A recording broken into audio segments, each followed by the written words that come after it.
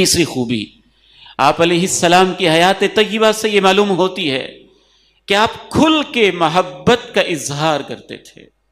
محبت کا اظہار کرنا یہ مرد کی مردانگی کی علامت ہے، شرم و حیا، عفت اور اس کے پاک دامن ہونے کی علامت ہے۔ اپنے گھر کے اندر محبت کا اظہار کرنا، اور یہ عورت کی کمزوری ہے، اس کی نفسیات میں یہ چیز شامل ہے، وہ سننا چاہتی ہے کہ اس سے کہا جائے مجھے آپ سے محبت ہے، میں آپ کا احترام کرتا ہوں، میرے دل میں آپ کا مقام ہے۔ ان الفاظ کے لیے ایک عورت ترس رہی ہوتی ہے۔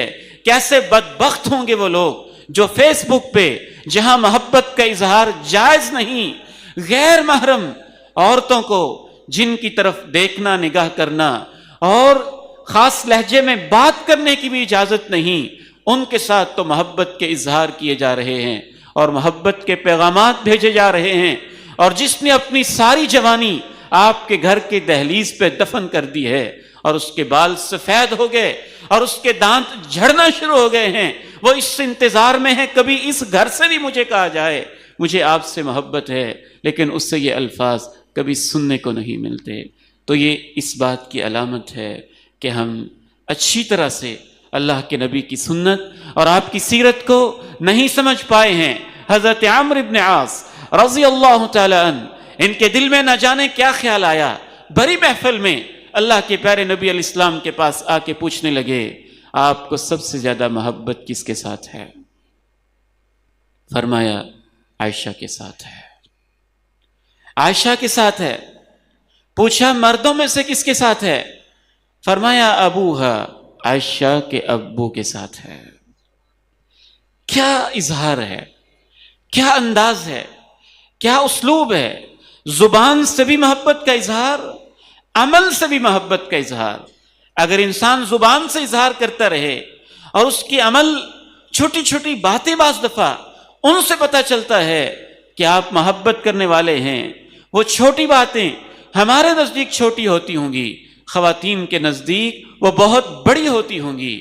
ایک عورت اپنے خاوند پہ ناراض ہے، ان کا کیس اہل علم کے پاس پہنچتا ہے، بعض دفعہ چھوٹی چھوٹی باتوں کو شیطان بڑا بنا دیتا ہے۔ ہم پوچھتے ہیں کہ معاملہ کیا ہے، ماجرا کیا ہے؟ کہا شروع میں محبت کا اظہار کرتے تھے، آتے جاتے دل لگی کی بات کرتے تھے، اب کبھی انہوں نے محبت سے دیکھا نہیں، محبت کی بات کی نہیں۔ مجھے یوں لگتا ہے کہ میرے لیے ان کے دل میں کوئی مقام نہیں بچا ہے، اس لیے میں ان کے گھر میں اب میرا رہنے کو جی نہیں چاہتا ہے۔